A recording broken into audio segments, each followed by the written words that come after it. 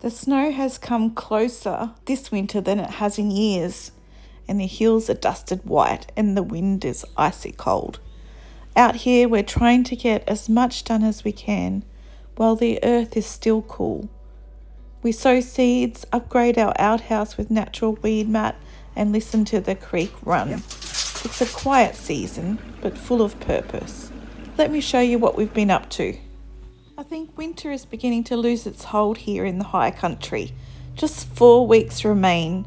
After a few years out here though, I've learned that winter is a gift, a season for hard work, for clearing the ground and for making things ready. You do your hardest work when the air is cool and still, and the hot months will take their toll soon enough, but now is the time to build.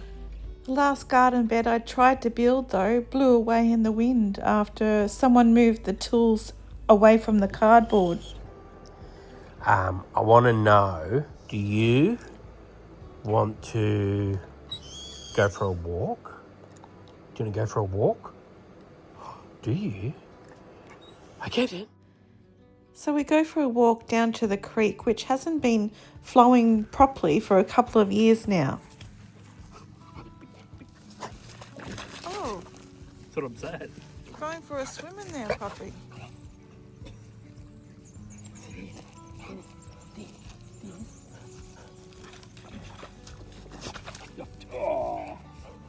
As we walk, we've noticed how the water moves and how the land guides it. Little gullies and worn tracks have formed, funneling the rainfall down from the hills across our property and into the creek below. Truffles jumped straight into the creek for a swim.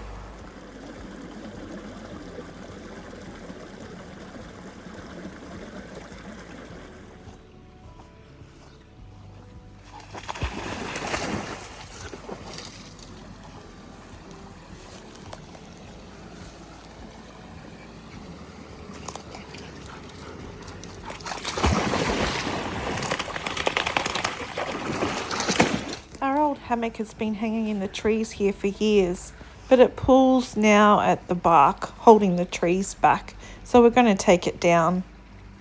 And if there's something in your life doing the same, a comfort that's become a constraint, you take it down too. Well, that shows how much it's grown in the last 4 years. Yeah. That's what I'm saying. The tree's almost swallowed it. Hopefully we'll be able to put the hammock back up somewhere up near the shed or on the veranda.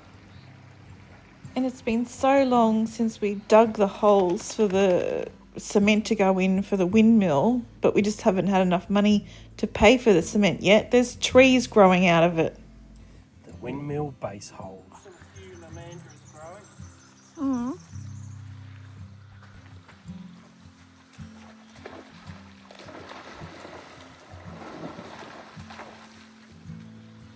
Whoa. Puppy, you're going to be tired. I can hear the frogs. Yeah, over here. The frogs are loud now, celebrating the water.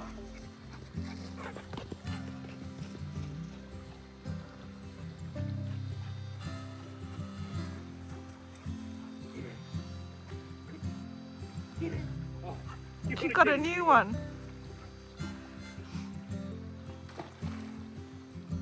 I remember one of my university teachers telling me a tale about how he worked with an African student, and he said to the student from Africa, "I've noticed that a lot of your songs are about water." And the African student said, "Yes, because it's rare in our country." And then the student said back to his professor, "I've noticed a lot of your songs are about love." Our Cootamundra wattle is starting to flower. And the bougainvillea we brought down from Christie's place that we hoped would thrive, it's still hanging on. Sometimes things grow slower than we want. We just need to give them time. And the kangaroos have had their fill of all of our young trees again. Out here you share your efforts with the creatures who don't ask for permission. That's all part of it, I guess. The wild doesn't bend to your plans, you bend to it. And lots of little mushrooms have appeared, orange and brown, strange and beautiful. The little winter rouge, though, that we got from the Mole River nursery, she's coming into her own. Those pink buds will open up into white stars soon.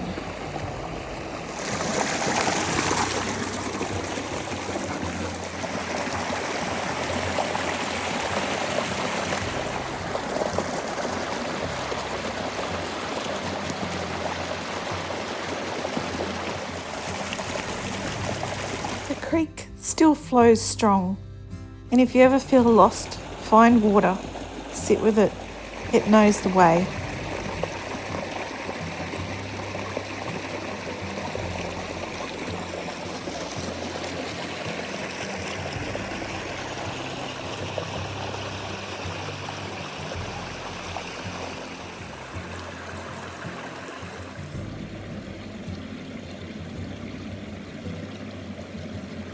Just in case you fall, you want to get it on. I'm not going to fall. Oh, jeez.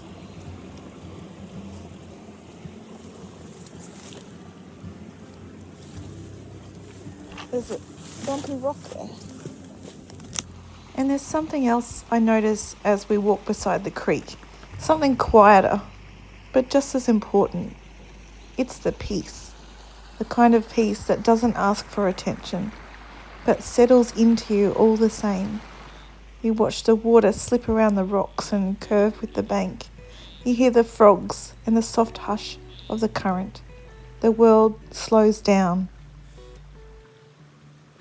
It's not silence, it's gentleness, a quiet steadiness that reaches you into your chest and tells you, without words, that you're exactly where you're meant to be.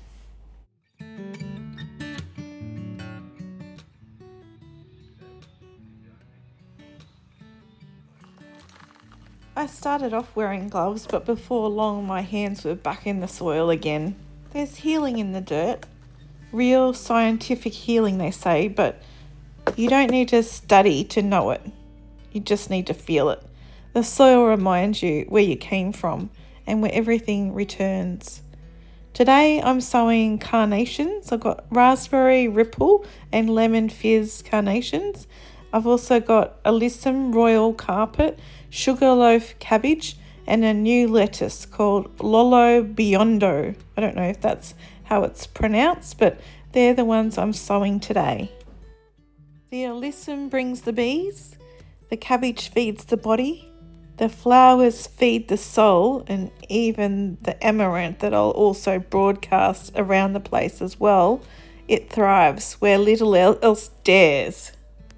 So apparently carnations like light to germinate, so you can keep their seeds pretty much close to the surface of the soil. They need 18 to 22 degrees to start. And the alyssum royal carpet seeds are so tiny, I ended up putting up too many little seeds in each cell, but we'll see how we go. The cabbage seeds need to go a little bit deeper, and I put about 2 or 3 seeds in each cell, but I'm not sure if it's going to get too hot for them too quickly. We'll see how we go. To label the seedlings, I try not to buy anything new if I don't have to. I cut up old plastic milk bottles into strips and write on them with a permanent marker. They last surprisingly well, and it feels good to give something destined for the bin another use. I've got some plans to make some proper wooden garden labels soon, big ones for the big outdoor garden beds, and that'll be in another video coming up soon. But for now, the milk bottle tags will be fine for my seedlings. Alongside all the peace, there's been heaviness too. Eli's been in and out of hospital quite a bit lately. They've been banding the varicose veins in his esophagus, trying to prevent them from bursting down the track. It's part of managing congenital hepatic fibrosis, a condition that means his liver didn't form properly from birth, and over time the liver loses more and more of its function. Many people with CHF eventually need a liver transplant, And in Eli's case, that's not the only thing we're worried about. He most likely also has autosomal recessive polycystic kidney disease as well, which means he may need a kidney transplant too. Most kids with it do before they reach 30 years old. It's been very confronting and challenging in ways I don't always have the words for, but Eli takes it all in his stride. He feels well, he's happy, he's bright and light and positive, and somehow watching him carry it all so gracefully makes it easier for the rest of us to breathe a little deeper too.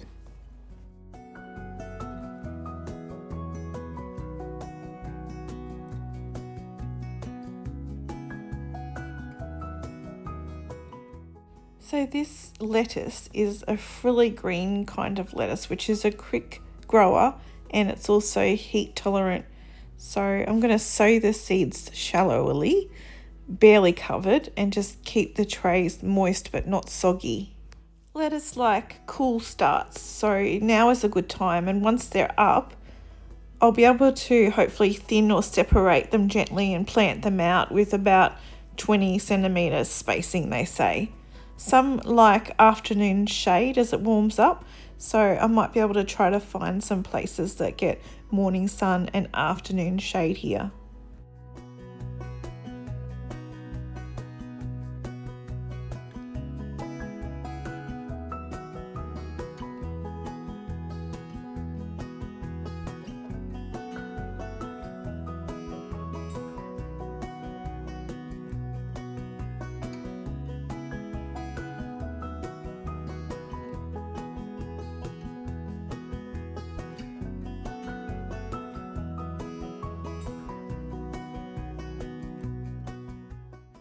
So we laid down a natural weed mat in the greenhouse this week, something I've been meaning to do for ages.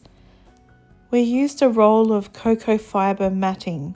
You can get this from Bunnings or anywhere around the place. It's the natural coco mat from Pillar, and it's made of coconut husk fibres all compressed into a thick, breathable sheet. We unrolled it and cut it to size with scissors piece by piece until it ran the length of the greenhouse. It's not fancy work, but it'll do the job. Hopefully it'll stop the weeds and grasses from creeping back in through the floor, which means I won't need to whippersnipper in there anymore, or Paul won't need to whippersnipper in there anymore, and I'll tell you, I hate using that thing. I want so badly to get all my little seedlings out into the ground, but I'll wait because the frost can come here well into October, so I just need to learn patience. So apparently the coco weed control mat is a new generation weed suppressing mat. So it's an alternative to the traditional black polyplastic, and the coco weed control mat is made from natural coconut fibre, so it's got the ability to suppress the weeds while allowing water and air to pass through to promote healthy soil and plant growth. So the natural coconut fibres hold in moisture and can be used as plant liners as well.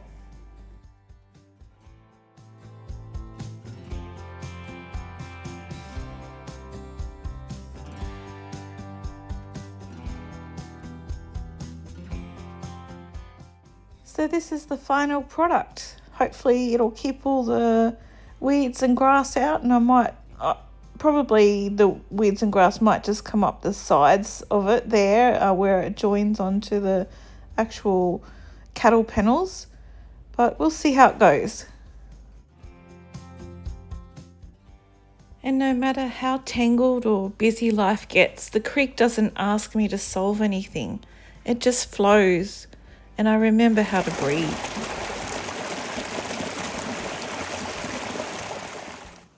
This life is definitely not perfect, but it's real, and it's more than enough.